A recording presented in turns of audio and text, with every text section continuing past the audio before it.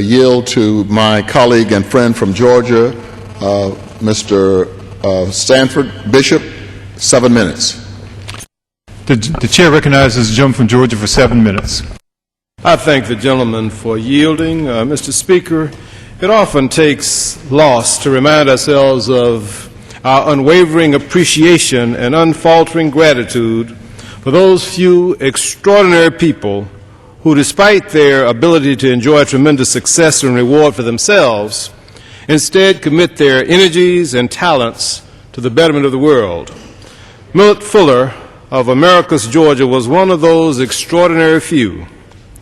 He passed away February 2nd, leaving behind a wife and family, but more importantly, a legacy that is all the evidence one needs to believe in the power of the human spirit to inspire hope and lift the burdens of poverty and despair from the shoulders of one's fellow man. Throughout his life, Millard Fuller's talent and passion were put on display in no small number of ways. He proved to be a great entrepreneur, founding a marketing company that made him a millionaire before he was 30 years old. He was a great lawyer and headed the Southern Poverty Law Center in Montgomery, Alabama. He was a great Christian, one who walked away from his hard-earned wealth to pursue a life of service and philanthropy through the founding of the tremendously successful Habitat for Humanity. Millard led the organization for more than 3 decades, and through the application of what he called the economics of Jesus, helped to provide over 300,000 homes to the destitute and downtrodden across the globe. However, more than any of these things, Millard was a great man.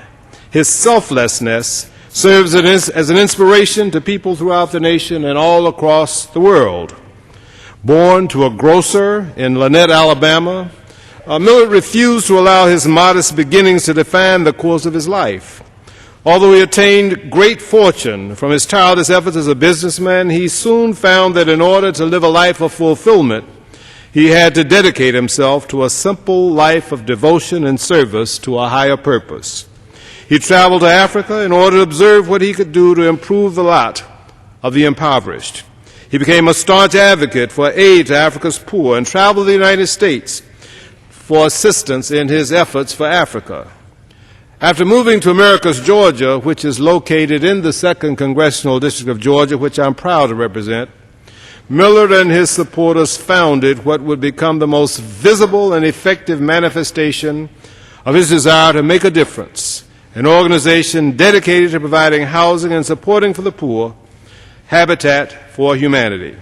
For more than 30 years, Habitat for Humanity, with the help of countless volunteers, ranging from the average citizen to former President Jimmy Carter, built hundreds of thousands of homes for the world's disadvantaged. Its mission has reflected a simple philosophy best expressed in Millard's own words. He said, "We want to make it socially, morally, politically, religiously unacceptable to have substandard housing and homelessness." In 1996, President Bill Clinton recognized Millard's dedication by awarding him the Presidential Medal of Freedom. In 2005, Millard also founded the Fuller Center for Housing, a nonprofit housing ministry dedicated to eliminating poverty housing worldwide by providing the structure, guidance, and support that communities need to build and repair homes for the impoverished among them.